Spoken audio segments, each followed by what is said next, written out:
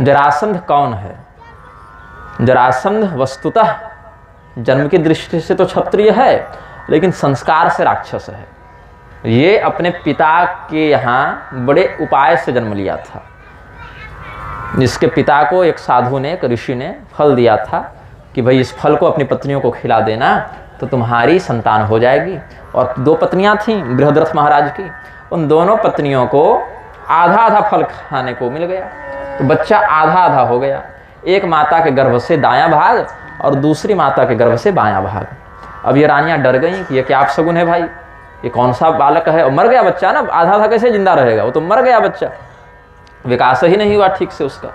और उस बच्चे का दुर्भाग्य देखिए, उसको अंतिम संस्कार भी प्राप्त नहीं हुआ।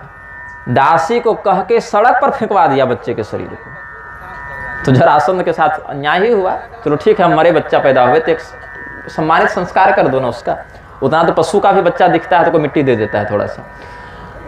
अब उधर से एक जरा नाम की राक्षसी गुजरी। अब राक्षस तो भाई मांस ही खाएगा, और छोटे बच्चे, जब नया बच्चा जन्म लेता है तो उसके शरीर में गर्भ की गंध होती है, तीव्र गंध होती है नए बच्चे में। वो गंध उसको लगी, उसके मुंह में पानी आ गया। राक्षसी भैया वाह, इतना सुंदर कोमल छोटा बच्चा, इसका मांस तो स्वादिष्ट लगेगा। राक्षसी बुद्धि से सोचा। लेकिन ये राक्षसी कैसी राक्षसी? ये ब्रह्मा जी की पुत्री है। ब्रह्मा जी तो पूरा ब्रह्मांड बनाए हैं ना, उसमें देवता भी हैं, राक्षस भी हैं, सब हैं। तो जैसे त्रिजटा भी राक्षसी थी, लेकिन अच्छी राक्षसी थी, वैसे ये जरा नाम की राक्षसी भी अच्छी राक्षसी थी। इसकी आराधना करते थे महाराज बृहद्रथ। बहुत से लोग राक्षसों की भी पूजा करते हैं। यज्ञमंडप में भी राक्षसों की पूजा हो रही है, बताऊं। निरति नामक राक्षस की पूजा रोज होती है यज्ञमंडप में।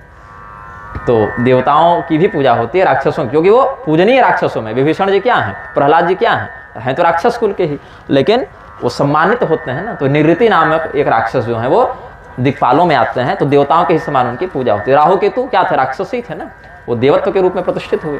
ऐसी जरा नाम की राक्षसी जो हैं वो भी शरीर से राक्षसी थी, लेकिन पूजनीय राक्षसी थी, इनकी पूजा होती थी। ये उस बच्चे का भक्षण करने के लिए आए, बच्चे को गोद में उठाया तो अनुभव किया कि ये तो राजा का बच्चा है, इसमें राजा का खून है, राजवंश है, और इसका पिता मेरा भक्त है, तो हम इसको नहीं खाएंगे, कृपा करेंगे इस पर। तो उसको जोड़ दिया, वो दायां बायां को ऐसे लगाया एक साथ, और संधितो भव ऐसा कह दिया कि तुम जुड़ जाओ। वो जुड़ गया, संधि हो गई उसकी। जरा राक्षसी ने संधित कर दिया, इसीलिए उसका नाम पड़ गया जरासंध। और उसको बहुत पराक्रमी बना दिया इस राक्षसी ने। 10,000 हाथी भी जरासंध से नहीं लड़ पाते, अकेले 10,000 हाथियों का बल रखता था जरासंध। तो शरीर से क्षत्रिय, लेकिन संस्कार से राक्षस, ये हो गया।